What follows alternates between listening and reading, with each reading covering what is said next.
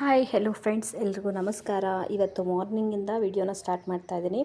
ಅಂದರೆ ಕಂಟಿನ್ಯೂಸ್ ಆಗಿ ಮಾಡ್ತೀನಿ ಅನ್ನೋಕ್ಕಾಗಲ್ಲ, ಮಗಳಿದ್ದಾಳಲ್ಲ, ಎಷ್ಟೆಷ್ಟಾಗುತ್ತೆ ಅಷ್ಟು ಶೂಟ್ ಮಾಡೋಣ ಅಂತೇಳಿ ಮಾಡ್ಕೋತಾ ಇದ್ದೀನಿ. ಇನ್ನು ಮಾರ್ನಿಂಗ್ ಬ್ರೇಕ್ಫಾಸ್ಟಿಗೆ ಫ್ರೈಡ್ ರೈಸ್ ಮಾಡಿದ್ದೆ, ವೆಜ್ ಫ್ರೈಡ್ ರೈಸು. ಮಗ ಕೇಳಿದ, ಸೊ ಅವನಿಗೆ ಬಾಕ್ಸ್ಗೆಲ್ಲ ಹಾಕಿ ತಿಂದು ಎಲ್ಲ ಹೋಗಾಯಿತು. ಇನ್ನು ನಾನು ಸ್ವಲ್ಪ ಪೂಜೆ ಮಾಡ್ಕೊಂಡ್ಬಿಟ್ಟು ತಿಂಡಿ ತಿನ್ನಬೇಕು. ಸೊ ಪೂಜೆ ಮಾಡ್ಕೊಂಡು ಮುಗಿಸ್ಕೊಂಬೋಣ ಅಂತೇಳಿ ಪೂಜೆ ಮಾಡಿಕೊಂಡೆ. ಅಂದರೆ ನಮ್ಮ ದೇವ್ರ ಫೋಟೋನೆಲ್ಲ ಅಡುಗೆ ಮನೆಯಲ್ಲೇ ಇಟ್ಕೊಂಡಿದ್ದೀನಿ. ಸಪ್ರೇಟಾಗಿ ದೇವ್ರ ಮನೆ ಅನ್ನೋದಿಲ್ಲ. ಸೊ ಹಾಗಾಗಿ ಗೋಪುರ ತರಿಸ್ಕೊಂಡಿದ್ದೀವಿ. ಇದನ್ನು ಫಿಟ್ ಮಾಡೋರು ಇನ್ನೂ ಬಂದಿಲ್ಲ. ಬಂದಮೇಲೆ ಫಿಟ್ ಮಾಡಿಬಿಟ್ಟು ದೇವ್ರ ಮನೆ ಸಪ್ರೇಟ್ ಮಾಡಿಬಿಟ್ರೆ ನನಗೆ ಒಂದು ಸ್ವಲ್ಪ ನೆಮ್ಮದಿ ಅನಿಸುತ್ತೆ. ಸೊ ಇನ್ನು ಪೂಜೆ ಎಲ್ಲ ಮಾಡಿಬಿಟ್ಟು ಬ್ರೇಕ್ಫಾಸ್ಟ್ ಎಲ್ಲ ತಿಂದು ಸ್ವಲ್ಪ ರೆಸ್ಟು ಮಾಡಿ ಮಗಳನ್ನ ಮಲಗಿಸ್ಬಿಟ್ಟು ಇನ್ನು ಮಧ್ಯಾಹ್ನಕ್ಕೆ ಸ್ವಲ್ಪ ಮಲಗಿದ್ಲಲ್ಲ, ಅಡುಗೆ ಪ್ರಿಪೇರ್ ಮಾಡ್ಕೊಂಬೋಣ ಅಂತೇಳಿ ಬಂದೆ. ಬೇಳೆ ಸಾಂಬಾರು ಹಾಗೆ ಬೇಳೆ ಸಾಂಬಾರು ಮಾಡಿಕೊಂಡೆ. ಈರುಳ್ಳಿ ಟೊಮೆಟೊ ಎಲ್ಲ ಒಗ್ಗರಣೆ ಹಾಕಿ, ಇನ್ನು 2 ಕತ್ತೆ ಮೆಂತ್ಯ ಸೊಪ್ಪಿತ್ತು. ಸೊ ಹಾಗಾಗಿ ಅದಕ್ಕೆ ಸ್ವಲ್ಪ ಕ್ಯಾರೆಟ್ ಹಾಕ್ಬಿಟ್ಟು ಪಲ್ಯ ಮಾಡ್ಕೊಬೋಣ. ಇನ್ನೆಲ್ಲ ಮಾಡಿ ಮುಗಿಸ್ಕೊಂಡ್ರೆ ಸಂಜೆ ಮೇಲೆ ಅವಳು ಎದ್ಮೇಲೆ ಫ್ರೀ ಆಗಿರ್ಬೋದು ಅಂತೇಳಿ ಮಾಡ್ಕೋತಾ ಇದ್ದೀನಿ. ಚೆನ್ನಾಗಿ ಈರುಳ್ಳಿ ಮತ್ತು ಕ್ಯಾರೆಟು ಸೊಪ್ಪು ಎಲ್ಲ ಫ್ರೈ ಆದಮೇಲೆ ಸ್ವಲ್ಪ ನೀರು ಹಾಕ್ಬಿಟ್ಟು ಮಸಾಲೆ ಐಟಮ್ಗಳೆಲ್ಲ ಹಾಕ್ಬಿಟ್ಟು ನೀರು ಪಂಗ ತನಕ ಕುದಿಸ್ಕೊಂಡ್ಬಿಟ್ರೆ ಪಲ್ಯ ರೆಡಿ ಆಗುತ್ತೆ. ಸೊ ನಾನು ಈ ಥರ ಮಸಾಲೆ ಐಟಮ್ ಎಲ್ಲ ಹಾಕಿ ಪಲ್ಯ ಮಾಡ್ಕೊತೀನಿ, ಚೆನ್ನಾಗಿರುತ್ತೆ ಖಾರವಾಗಿ. ಹಾಗಾಗಿ ಎಲ್ಲನೂ ಒಟ್ಟಿಗೆ ಹಾಕ್ಬಿಟ್ಟು ನೀರಲ್ಲಿ ಚೆನ್ನಾಗಿ ಕುದಿಸ್ಬೇಕು. ನೀರು ಪಂಗ ತನಕ ಕುದಿಸ್ಬಿಟ್ರೆ ಕರೆಕ್ಟ್ ಆಗುತ್ತೆ. ಇನ್ನು ಇದೆಲ್ಲ ಮುಗಿಸಿ ಅವಳೆದ್ದವಳು ಅಷ್ಟರಲ್ಲಿ ಮಗನೂ ಬಂದುಬಿಡ್ತಾನೆ. ಸೊ ಫೈನಲಿ ಪಲ್ಯ ರೆಡಿ ಆಯಿತು. ಇನ್ನು ನಾನು ಸ್ವಲ್ಪ ಊಟ ಮುಗಿಸ್ಕೊಂಡು ಕೂತ್ಕೊಂಡೆ. ಜಾಸ್ತಿ ಆಗುತ್ತೆ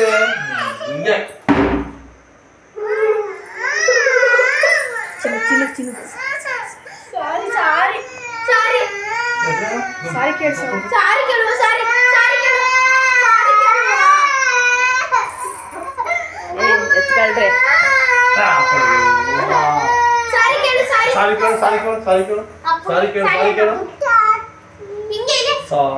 ಸರಿ ಕೇಳು. ಏನೋಡ ಸಾರಿ ಹೇಳು. ಸಾರಿ ಸಾರಿ ಅನ್ಬೇಕು.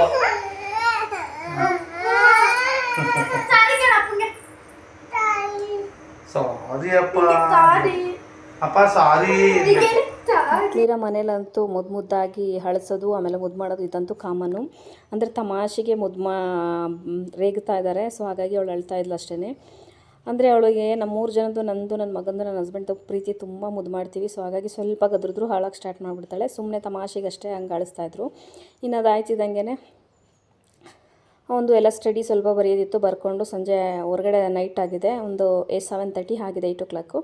ಆಟಾಡ್ಸೋಣ ಅಂತೇಳಿ ಆಚೆ ಆಟಾಡ್ತಾ ಇದ್ದಾರೆ. ಇನ್ನು ಅವ್ರು ಆಟಾಡ್ತಾ ಇದ್ದಾರಲ್ಲ ಅಂತೇಳಿ ನಾನು ಅಡುಗೆಗೆ ಮಾಡ್ಕೊಬೋಣ, 8 o'clock ಆಯ್ತಲ್ಲ ಅಂತೇಳಿ ಬಂದೆ. ನನ್ನ ಮಗ ಎಗ್ ಬಿರಿಯಾನಿ ಮಾಡ್ಕೊಡಮ್ಮ ಅಂತ ಕೇಳಿದೆ ಬಿಸಿಯಾಗಿ. ಸೊ ಹಾಗೆ ಅವ್ರು ಆಟಾಡ್ತಾ ಇದ್ದಾರೆ. ಸೊ ಎಗ್ ಬಿರಿಯಾನಿ ಮಾಡ್ಕೊಬೋಣ ಅಂತೇಳಿ ಮೊಟ್ಟೆ ಬೇಯಕ್ಕೆ ಇಟ್ಟಿದ್ದೀನಿ.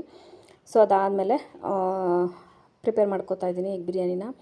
ಇನ್ನು ಅವರು ಒಂದು ಓದ್ ಮುಗಿತಲ್ಲ, ಇಷ್ಟೊತ್ತಲ್ಲೆಲ್ಲ ಆಚೆ ಕರ್ಕೊಂಡು ಹೋಗಲ್ಲ. ಬಟ್ ಈಗ ಸ್ವಲ್ಪ ಲೈಟಾಗಿ ಸೆಕೆ ಸ್ಟಾರ್ಟ್ ಆಗಿದೆ. ಸೊ ಅವ್ರ ಅಪ್ಪ ಇದ್ದಾಗಲೇ ಆಚೆ ಇರ್ತಾರೆ. ಮತ್ತು ನಾನು ಇದ್ರ ಮಧ್ಯದಲ್ಲಿ ನಿಮ್ಗೊಂದು ಟಿಪ್ಸ್ ಹೇಳ್ತೀನಿ.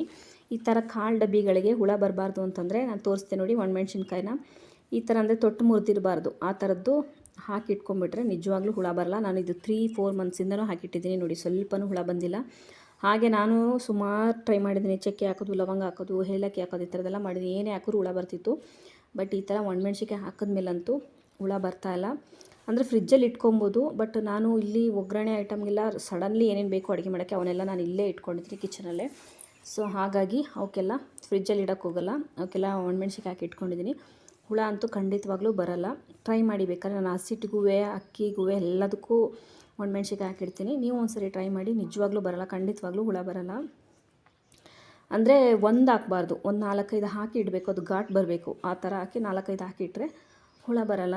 ಇನ್ನು ಈರುಳ್ಳಿ ಎಲ್ಲ ಚೆನ್ನಾಗಿ ಫ್ರೈ ಆದಮೇಲೆ, ಈರುಳ್ಳಿ ಟೊಮೊಟೊ ಎಲ್ಲ ಫ್ರೈ ಆದಮೇಲೆ ಮಸಾಲೆ ಐಟಮೆಲ್ಲ ಹಾಕಿಬಿಟ್ಟು ಎಗ್ಗು ಹಿಡ್ಕೊಂಡು ಅದನ್ನು ಸ್ವಲ್ಪ ಫ್ರೈ ಮಾಡಿಕೊಂಡ್ರೆ ಆ ಮಸಾಲೆ ಐಟಮ್ಗಳ ಜೊತೆ ಚೆನ್ನಾಗಿ ಫ್ರೈ ಮಾಡಿಬಿಟ್ಟು ಫೈನಲಿ ಅಕ್ಕಿ ತೊಳೆದು ಹಾಕ್ಬಿಟ್ಟು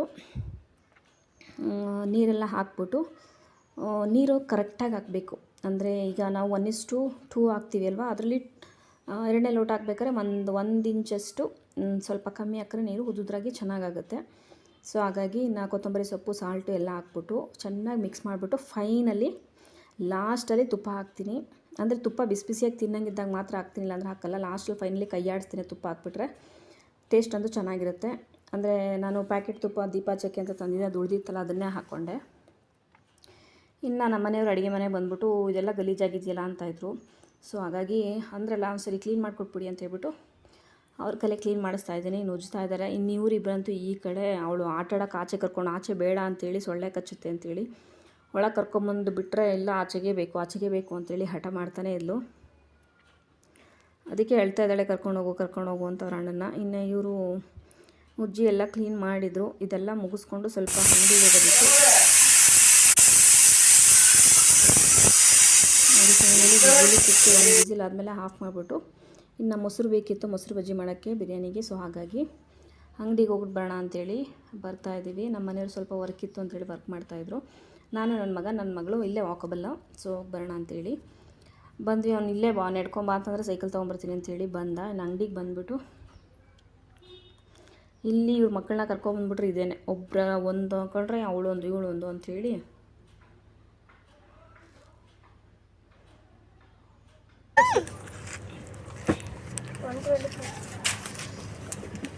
ಫ್ಯಾಮಿಲಿ ದುಡ್ದು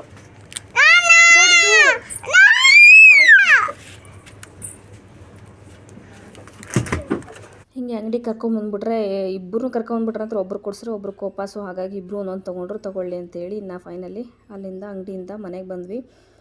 ಇನ್ನು ಮನೆಗೆ ಬಂದ ತಕ್ಷಣ ಚಾಕ್ಲೇಟೆಲ್ಲ ಬಿಸಾಕ್ಬಿಟ್ಟು ಐಸ್ ಕ್ರೀಮ್ ತೊಗೊಂಡಿದ್ಲು, ಕೋನ್ ಐಸ್ ಕ್ರೀಮು, ಅದನ್ನು ತಿಂತಾ ಇದ್ದಾರೆ. ಇನ್ನು ಕುಕ್ಕರ್ ಎಲ್ಲ ವಿಸಿಲೆಲ್ಲ ಆರಿತ್ತು.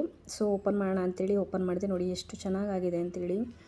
ಟೇಸ್ಟ್ ಅಂತೂ ಲಾಸ್ಟಲ್ಲಿ ತುಪ್ಪ ಹಾಕಿರೋದ್ರಿಂದ ಟೇಸ್ಟ್ ಇನ್ನೂ ಚೆನ್ನಾಗಿ ಬರುತ್ತೆ. ತುಪ್ಪ ಹಾಕ್ಬಿಟ್ಟು ಕದರಬಾರ್ದು, ಅದೇ ತುಪ್ಪ ಎಲ್ಲ ತಗೋ ಹರಡುತ್ತೆ, ಚೆನ್ನಾಗಿರುತ್ತೆ.